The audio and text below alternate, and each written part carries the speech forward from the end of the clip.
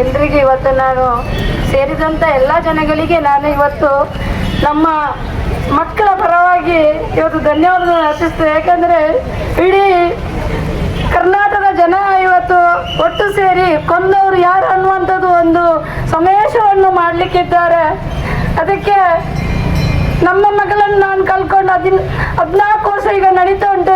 ಇಲ್ಲಿವರೆಗೂ ಯಾರು ಅನ್ನುವಂಥದ್ದು ಯಾರು ಕೂಡ ಪತ್ತೆ ಹಚ್ಚಿಲ್ಲ.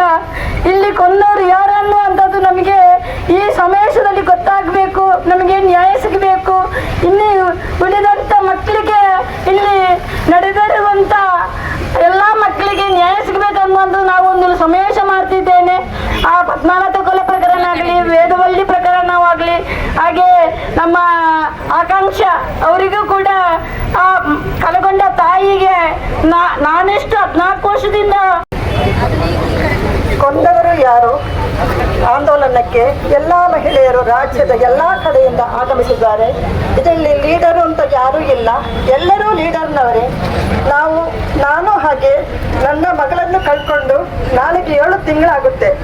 ಡೆಲ್ಲಿ ಪಂಜಾಬಿನಲ್ಲಿ ಏರೋಸ್ಪೇಸ್ ಇಂಜಿನಿಯರ್ ಆತ್ಮಹತ್ಯೆ ಅಂತ ಮಾಡಿದ್ದಾರೆ. ಏನಾಗಿದೆ ಅಂತ ನನಗೆ ಗೊತ್ತಿಲ್ಲ. ನಾನು ಈಗ 7 ತಿಂಗಳಿನಿಂದ ತುಂಬಾ ನೊಂದವಳೆ. ಅದೇ ಥರ ಸೌಜನ್ಯನ ಅಮ್ಮ 13 ವರ್ಷದಿಂದ, ಪದ್ಮಲತನ ಮನೆಯವರು ಅದೇ ಥರ 39 ವರ್ಷದಿಂದ ನೊಂದು ಇದ್ದಾರೆ. ಇವರಿಗೆಲ್ಲ ನ್ಯಾಯ ಸಿಗಬೇಕು ಅಂತ ನಾನು ಈ ಮೂಲಕ ಕೇಳಿಕೊಳ್ಳುತ್ತೇನೆ. ಏನ್ರಿ, ನಾವು ದೇಶದಲ್ಲಿ ಪ್ರಧಾನಿಯವರು ಹೇಳುತ್ತಾರೆ ಬೇಟಿ ಪಡಾವೋ ಬೇಟಿ ಬಚಾವೋ ಅಂತ ಹೇಳಿ. ನಾವು ಹೆತ್ತವರು ಖರ್ಚು ಮಾಡಿಕೊಂಡು ಬೇಟಿ ಪಡಾವೋ ಮಾಡ್ತಾ ಇದ್ದೇವೆ. ಆದರೆ ನಮಗೆ ಬೇಟಿ ಬಚಾವ ಮಾಡಲು ನಮಗೆ ಸಾಧ್ಯ ಆಗಲಿಲ್ಲ. ಎಲ್ಲ ತಾಯಂದಿರು ಮಕ್ಕಳನ್ನು ಕಲಿಸಿ ಅರ್ಥದಲ್ಲಿ ಕಳ್ಕೊಳ್ಳುವಂತೆ ಆಗಿದೆ. ನನ್ನ ಮಗಳು 22 ವರ್ಷ, ಸೌಜನ್ಯ 17 ವರ್ಷ. ಆದರೆ ಆಕೆಯ ಎಡಗೈ ಎಡಗಾಲನ್ನ ಅಲ್ಲಾಡಿಸಲು ಆಗ್ತಿಲ್ಲ. ಸತತವಾಗಿ ಫಿಸಿಯೋ ಮಾಡಿದ್ರೆ 17 ವರ್ಷದಲ್ಲಿ ಬಡಾವು ಮಾಡಿ ಅರ್ಧದಲ್ಲಿ ಬಿಟ್ಟು ಹೋದ್ರು. ನನ್ನ ಮಗಳು ಅದೇ ಥರ, ಇದೇ ಥರ ಎಲ್ಲರಿಗೂ ನ್ಯಾಯ ಸಿಗಬೇಕಾಗಿ ನಾವು ಈ ಮೂಲಕ ನಾನು ಕೇಳಿಕೊಳ್ಳುತ್ತೇನೆ. ಈ ಹೋರಾಟವನ್ನು ನಾವು ಇಂದಿಗೆ ನಿಲ್ಲಿಸುವುದಿಲ್ಲ. ನ್ಯಾಯ ಸಿಗಲಿಲ್ಲ ಅಂದರೆ ನಾವು ಇಲ್ಲಿಗೆ ನಿಲ್ಲಿಸುವುದಿಲ್ಲ.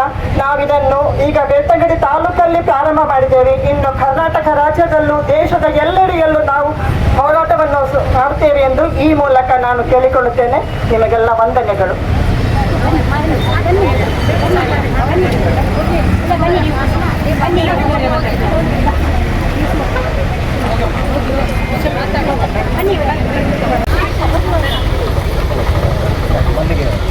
ಎಲ್ಲಿ ಬಾ ಇಲ್ಲಿ ಬಾ ಚೂರ ಜಾಗ ಬಿಡಿ ಹೇಳಿ